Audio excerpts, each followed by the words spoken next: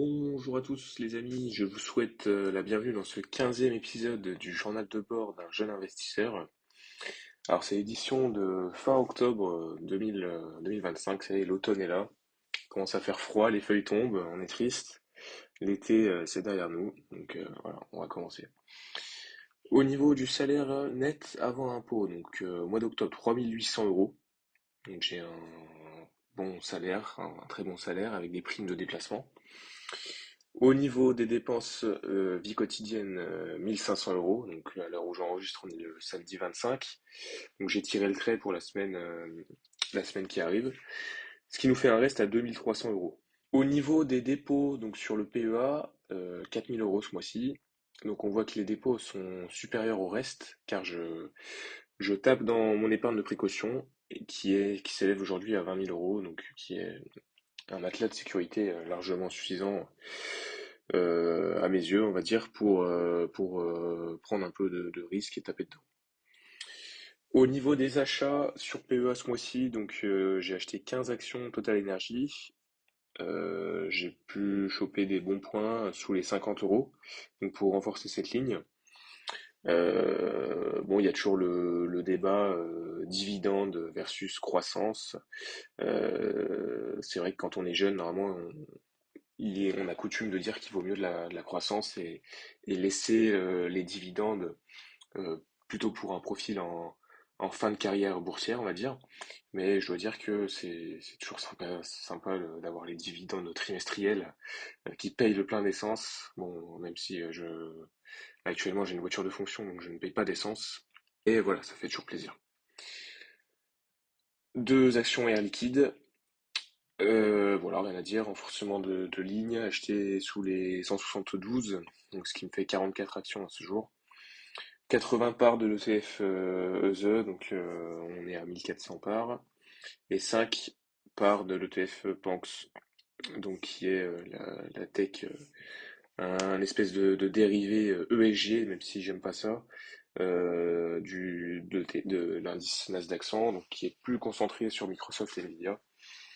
Mais ce serait à refaire, j'aurais pris du PUST, le Nasdaq 100 directement, pour avoir Amazon, notamment, donc qui n'est pas présent dans le Panx par exemple, et pour être un peu moins concentré finalement. À voir si à l'avenir je fais 50-50 ou j'arrêterai de DCA le Panx pour le PUST, je ne sais pas. Au niveau des dividendes ce mois-ci, donc Total Energy m'a versé 132 euros. Donc j'avais début octobre, là, j'avais 155 parts pour un dividende donc de 85 centimes par part, donc ce qui fait 132 euros. Euh, pour moi, les dividendes c'est bien sur PEA parce que s'il faudrait payer 30% de flat tax là-dessus, euh, au moins le système du PEA fait que on peut faire capitaliser l'enveloppe sans payer la flat tax qui d'ailleurs peut être enfin, même sans dire peut-être, mais augmentera un jour, au fur et à mesure, hein. De toute façon, il n'y a pas de cadeau, hein, c'est sûr. Tout ça pour dire que voilà, les dividendes en PEA, à la limite, bon, je trouve que pas une mauvaise idée. Donc, ce mois-ci, donc mon PEA Fortuneo, il a eu un encours donc de 75 906 euros, comme on peut le voir donc sur Portfolio Performance, avec donc une augmentation de 9,6% par rapport à fin septembre, la dernière vidéo. C'est qu'on était à 69 263. Donc c'est considérable, hein, c'est considérable. Ça fait ouais, donc 10%, bon, sachant que j'ai mis 4000 euros dessus, hein, donc forcément cette augmentation elle vient principalement de l'apport de capital, d'un l'apport d'argent frais.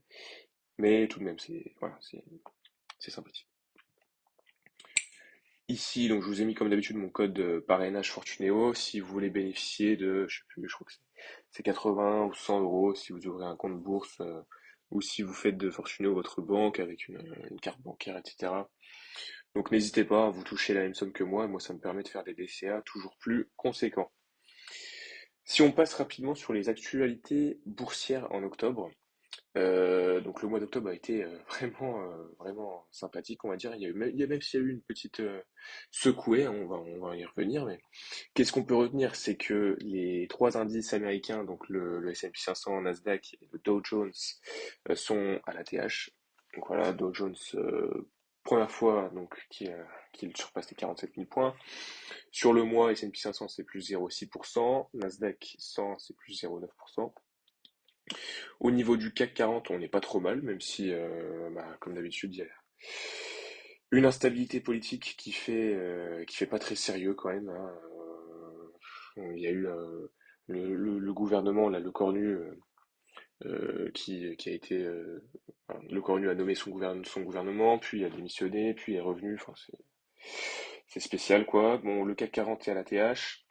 LVMH, hein, heureusement que les entreprises françaises se débrouillent bien, présentait de bons résultats qui ont été très bien accueillis. Donc après la séance de résultats, plus 13%. Donc moi j'étais bien content avec mes 6 actions.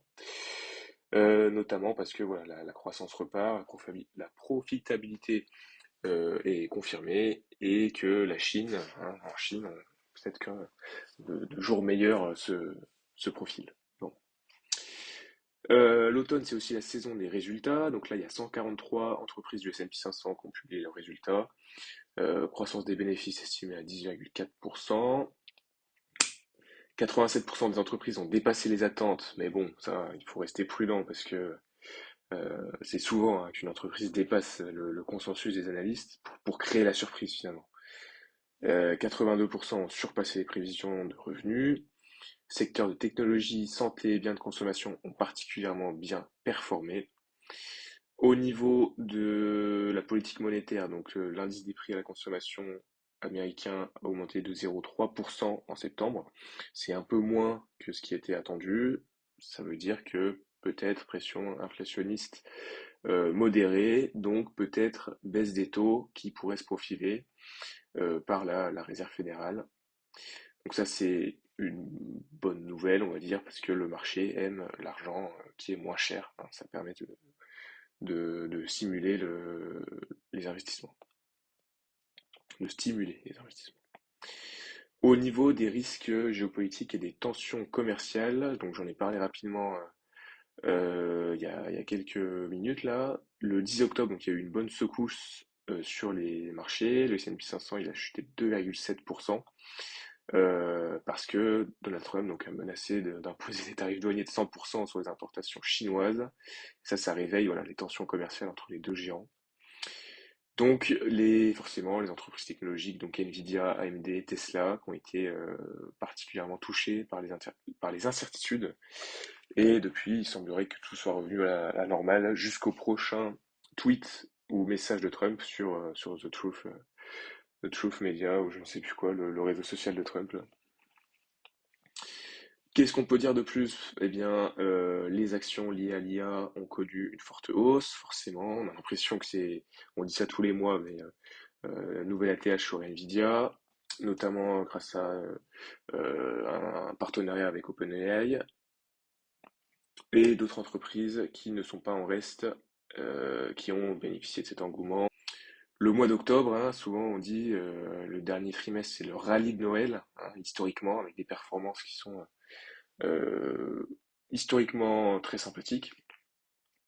Là, en plus, on a eu des bons résultats encourageants un peu partout, donc voilà, ça fait plaisir, mais bon, faut toujours garder la tête froide, hein, toujours ne pas toujours s'emballer, hein. Je sais plus si c'est Warren Buffett qui dit il faut avoir peur quand tout le monde est greedy, genre enthousiaste, et être enthousiaste quand tout le monde a peur. Je sais plus, je peux pas dire de bêtises. Bon, je regarderai tout de suite. Quoi d'autre de plus? Donc, comme je l'ai dit en début de vidéo, l'automne est là. Donc, le froid avec, le temps pourri avec, les feuilles mortes avec. Mais bon, on garde espoir. Et sur le plan perso, donc je prépare toujours pour janvier une nouvelle prise de poste à l'étranger, donc en Suisse. Et dites-moi si ça vous intéresse que je documente un peu eh bien, ce que je fais là-bas, les démarches, etc. et les investissements.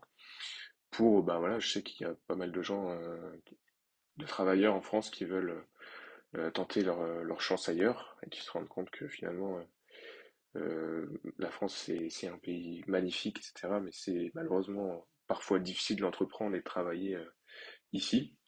Donc voilà, si vous voulez que je documente un peu plus ça, bah, ce sera avec plaisir.